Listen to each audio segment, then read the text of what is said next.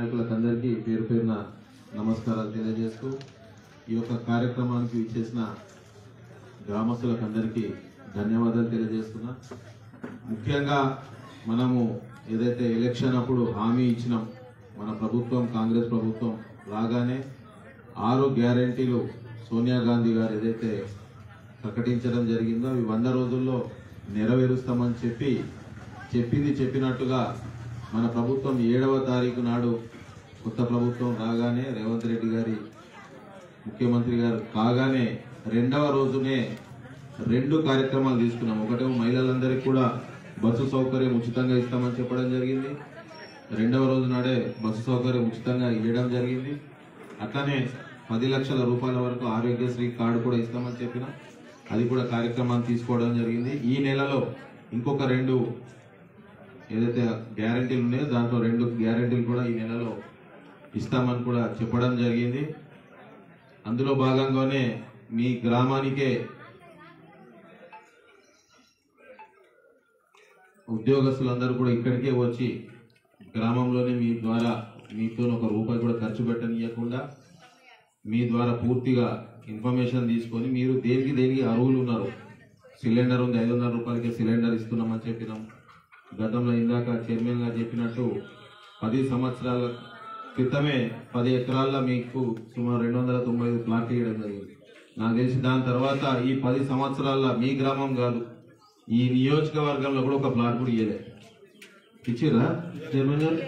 ఈ నియోజకవర్గం ఇవ్వలే. గతంలో మేము ఎలక్షన్ అప్పుడు తిరుగుతుంటే ఒక్కొక్క గ్రామం పోతే మాజీ సర్పంచులు చెప్తుండే, అన్న మా హయాంలో మేము 340 ఇందిరమ్మ ఇల్లు ఇచ్చినాం అని చెప్పి ఇక్కడ మాందాపూర్ సర్పంచ్ చెప్పిండు గతంలో. ఇప్పుడు ఏ పరిస్థితి ఉందంటే ఒక సర్పంచ్ ఉంటే పూజకు పనికిరాని పువ్వు లెక్క అయిపోయింది. ఏమి ఇయ్యలే పాపం. వాళ్ళు చెప్పుకోవాలన్నా కానీ గలీజ్ అనిపిస్తుంది వాళ్ళకి.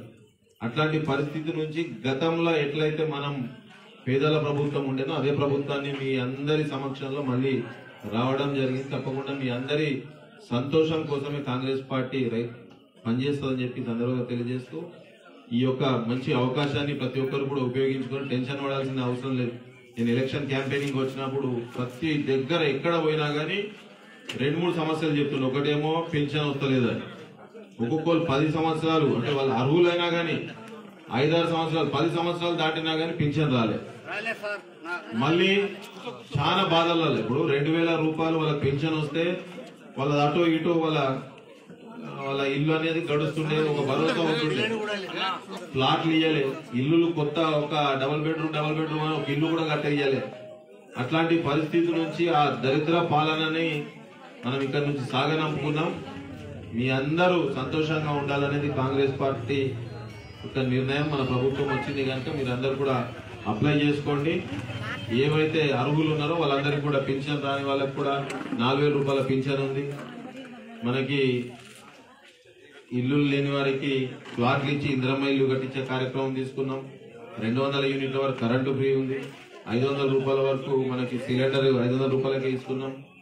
అట్లనే 2500 రూపాయలు మనం ఏదైతే మహాలక్ష్మి అనే పథకం తీసుకున్నామో ఎవరైతే అర్హులు ఉన్నారో అవన్నీ కూడా రానున్న రోజులు ఇంకో వారం 10 రోజులు ఈ కార్యక్రమం కాగానే 6వ తారీఖు వరకు అప్లికేషన్ కాగానే మళ్ళా మీ ఇంటికి వచ్చి అర్హులు ఎవరెవరు ఉన్నారు, ఎవరికి ఇల్లులు కానీ పెన్షన్లు కానీ ఇచ్చేది ఉందో అవన్నీ కూడా తీసుకొని, ఇంకా ఎవరికైనా దాని తర్వాత కూడా ఇబ్బంది ఉంటే ఇందాక ఎంఆర్ఓ గారు చెప్పారు, ఎంఆర్ఓ గారు కలవచ్చు, మీ నాయకులను కలవచ్చు. ప్రతి ఒక్కటి మీకు ఇచ్చే విధంగా కాంగ్రెస్ పార్టీ పనిచేస్తుంది, ప్రజల కోసమే పనిచేస్తుంది.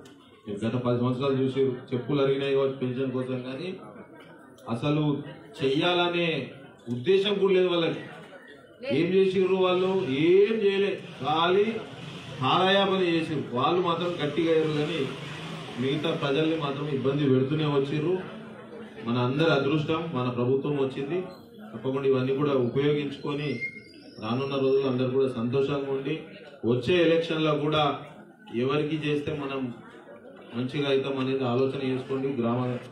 మీకు సర్పంచ్ ఎలక్షన్స్ ఉంటాయి, ఎంపీ ఎలక్షన్స్ ఉంటాయి, అవన్నింటిలో కూడా మంచి నిర్ణయం తీసుకోవాల్సిందిగా కోరుకుంటూ ఈ అవకాశం ఇచ్చిన గ్రామ కమిటీకి ప్రతి ఒక్కరికి ధన్యవాదాలు తెలియజేస్తాను.